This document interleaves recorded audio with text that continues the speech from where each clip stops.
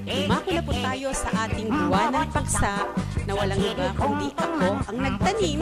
Ako nga po ang nagtanim dahil ako po ang nagpasimula. Ako ang nagtanim, ang nagbayo at nagsaing. Subalit nang maluto ay iba ang kumain. Mapalad din naman ang sino mang nakakain. Lubos na nasyahan, walang pagod ni katiting. Pero hindi po kayo ang kakain lang. Lahat na po tayo kailangan kumain sapagkat ito na po yung panahon na kailangan na natin matuklasan kung ano talaga itong mga katotohanang inilihim sa atin na tumatama sa North, East, West, South, NEWS balita. Ibig sabihin, hindi lang po ito sa Pilipinas, kundi ito ay tukoy sa buong mundo na ginawa sa atin ng mga unang umunlad o unang nanakop na bansa. Yun ay walang iba kundi ang Kastila. Kaya kung ano ho yung inilihim nila, yun ho ang kahulugan ng news, balita, dahil yun ho ang istorya sa gitna. So kasabay po ng aming paglalahad, hahango po kami ng aming paksa, buwanang paksa, sa nilalaman, sa katuruan ng nilalaman ng banal na aklat. At ito po yung table of content.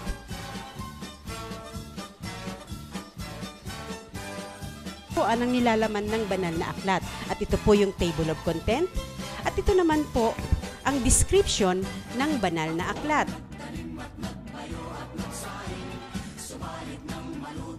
Banal na aklat. Yan ho, description. So, meron siyang 5 inches ang kapal, ang haba ay 6.24, ang lapad ay 16.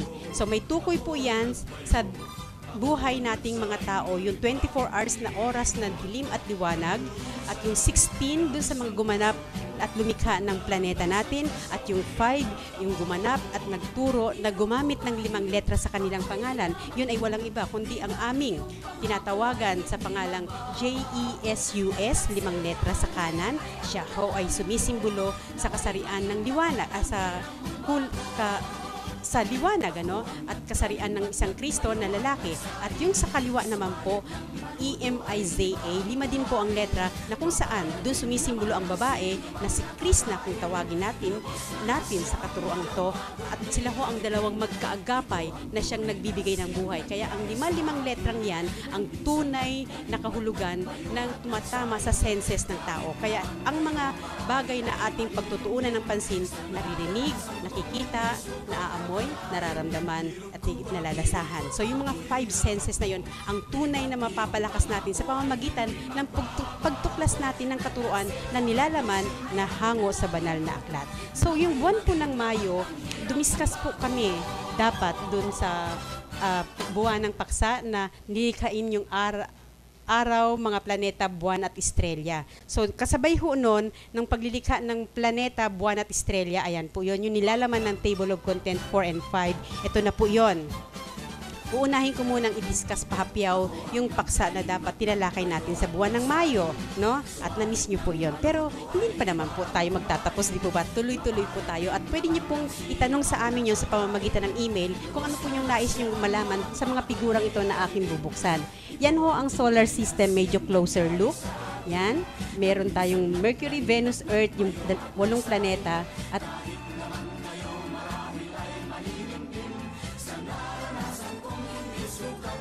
sa planet Earth natin, lahat ng mga estrella niyan kumukuti-kutita ay makikita yan. Okay, so yun ho. At then, kasabay ho ng paglilikha ng planeta natin, ito ho yung from National Magnet, yan, nagkaroon ho ng tinatawag na cycle. Kung paano nila nilikha ang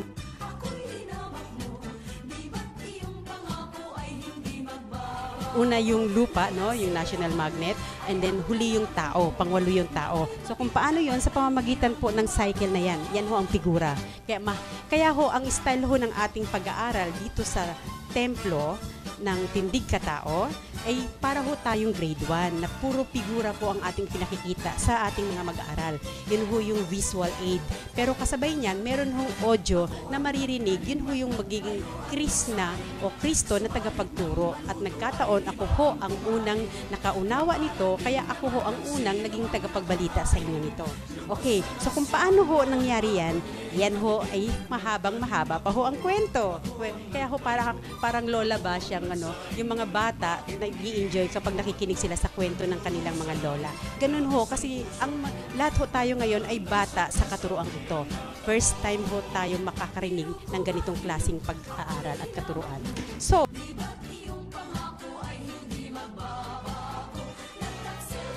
yung national magnet po ng ating planeta, yun yung bola-bola na kanilang pinaglaruan noon, no? National magnet. Kung paano ho nagkaroon ng power yung positive negative polarity ng national magnet, yun ho ay may proseso din. Parang dinamo, may binobomba. And then pag biniak nyo po yung planet Earth natin, yan ho may wave. May 9 layers din po yan siya below sea level. And then pagdating sa ibabaw, above sea level, may 9 layers pa din po yan. So kung ano-ano, kung paano yung naging 9 layers na yun ho ay i-discuss natin uli kapag may nagtatanong or sa next year na uli na buwan ng Mayo. Yan. Kaya ho, kahit sa puno, kapag pinutulo natin ang isang puno, makikita nyo po na laging may center, merong core, no? Yung pag hinati yung ganun yung puno. Yun ho yung paliwanag, ganun din ho pala. Kahit sa pakwan, lagi yung makikita nyo yung mga bungang kahoy, lagi yung matatagpuan yung pinaka-center nun. Kahit na hindi siya perfect round, lagi yung may makikita na mayroong center yon. So yun ho yung pull of gravity na tinatawag natin. No? Kaya ho, dun na sa sentro ang national magnet. Kung bakit ho nagkaroon yan, actually ang tao hindi na ho kayang maabot yun, national magnet na yan. At dito ho, may paliwanag kami kung bakit ho nagkaroon ng tinatawag na Bermuda Triangle. Kasi kumbaga, meron hong ex-host, no? Merong pasingawan na kailangan din yung national magnet. At yun ang hinihigop ng buwan kapag siya ay nagbubuga ng kanyang energy. So, kinokontak ang buwan at yun yung parang yung pinakatamang term is utot tapos sinisinghot. Parang ang tao at saka yung halaman, kapag ang tao ay umutot, oxygen naman yun ng halaman. Pag ang halaman ay umutot, oxygen naman natin yung kanyang ibinuga. So yun ho yung parang cycle ng buhay. Okay. So kasabay ho nun, hindi ho natin na-discuss yung tungkol sa hamog na kung saan so ito na ho yung solar system, okay. Yan na ho yung pinaka-view, perspective ng solar system.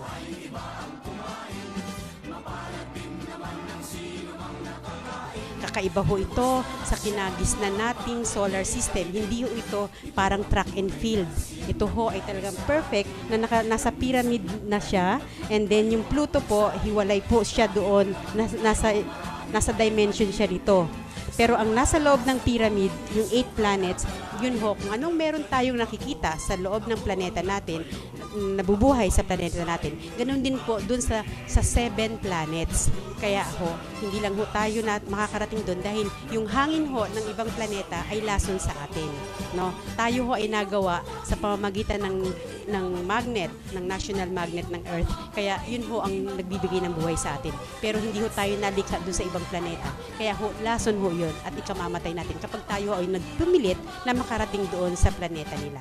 So walang trespassing, no trespassing. So yun hong patak ng buhay na isa sa mga material na aspeto ng paliwanag namin sa pang-espiritual, Pero sabi nga ito spiritual, ito material. Pero katotohanan ng pang-espiritual. Yun hong patak ng buhay na tinatawag ay tumatama pa rin po sa 5 kapamaraanan.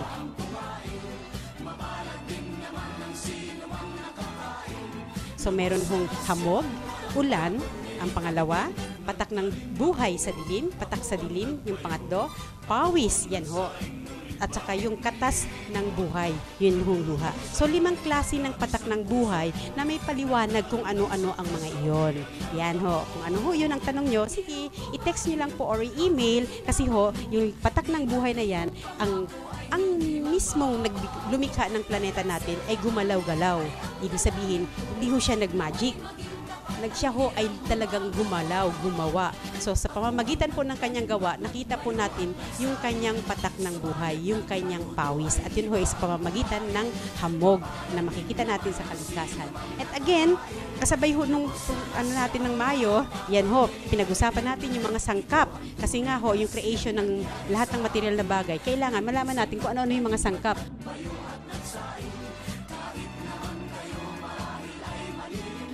Doon ho tumatama yung 5 sangkap, ingredients kumbaga, na ibinigay nila sa ating sa planeta nating ito. Yan. At kaya nagkaroon ng tinatawag na batas ng kalikasan o yung protocol sa pyramid na kung tawagin ay ready, get, set, go.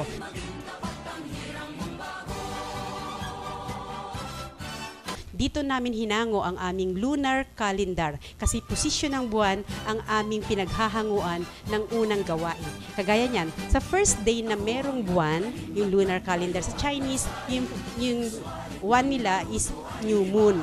Okay, napakaliit po na liwanag yung makikita natin sa buwan, parang guhit lang. At yun ho ay lahat ng mga nilikha na nasa tubig ay talagang yun ho ang masaganang pangingisda, yung madilim pa ang buwan. Kasi ho, yan ho ay nilikha para sa mga nabubuhay sa tubig. And then, yung second day, medyo lumalaki na po yun ho ay nilikha para sa mga hayop na nasa ibabaw na ng lupa. So, usually, ready, get, set. And then, sa pangatlong araw, yun ho yung nilikha ng merong nilikha na tumatama sa dalawang kaisipan, na merong dalawang kaisipan, yun ho ay para sa mga tao. Kaya ready, get, set, go. Sa feng shui namin, kadalasan, pag new moon, hindi ho nagbibigay ng move sa anumang bagong negosasyon o transaksyon. Lagi hong sa pangalawa or pangatlong araw. Depende ngayon sa kung anong petsa o anong araw yon, no? Okay, so yun ho ang kahulugan ng aming feng shui. Isa sa kahulugan ng feng shui Pinoy version. Kaya ho dito sa aming kalendar, yan ho, kailangan muna naming antayin kung kailan yung new moon. Yan, full moon na ito. Ang new moon ay nung May. So ito, ang new moon is 27, first day, second day, third day. O hindi pa nga nagbigay ng third day kasi ayun, kung ano yung ang kahulugan ng 29 yon. Sa pagdating ng fourth day, ayan, dalawa na, mayroon na, ibig sabihin, pwede ka nang gumalaw dyan.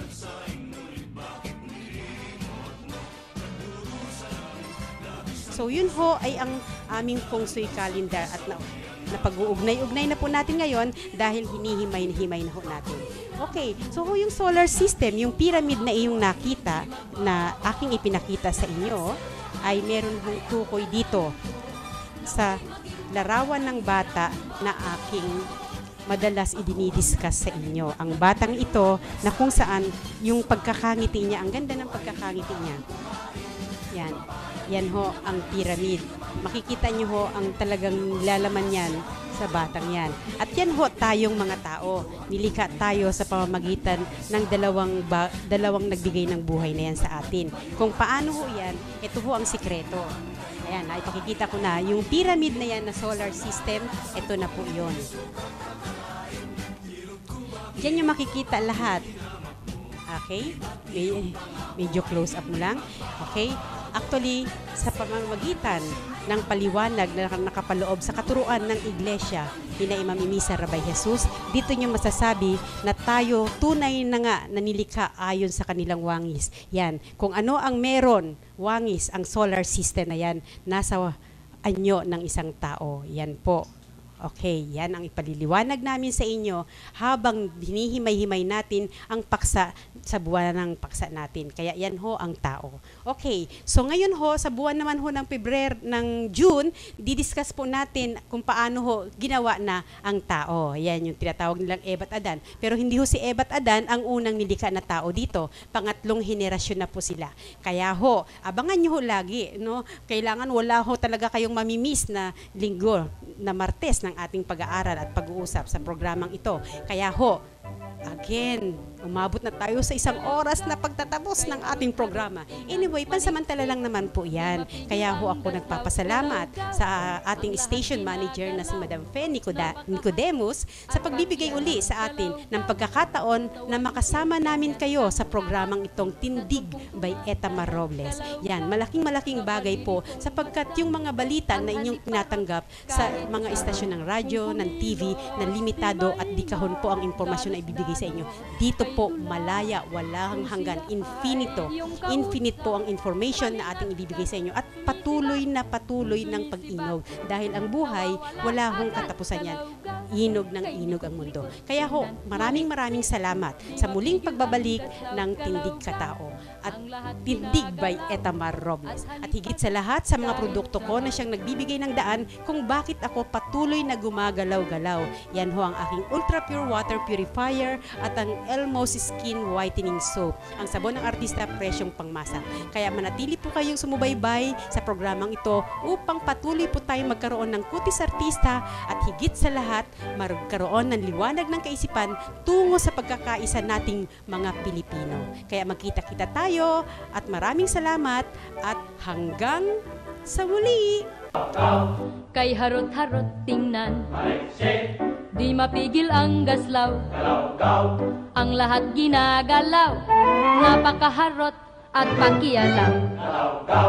Kung tawagin siya'y ganyan, na trumpong tumatarang, nakalilitong masdan at haliparot kahit saan. Kung kumilos, di maingat, dalos-dalos kay dulas. Kung siya ay iyong kausap, malingat-kat, sumisibat, nawawala agad, galaw-gaw, kay likot-likot tingnan, maliksi, di mapigil ang gaslaw, galaw-gaw, ang lahat ginagalaw, at haliparot kahit saan.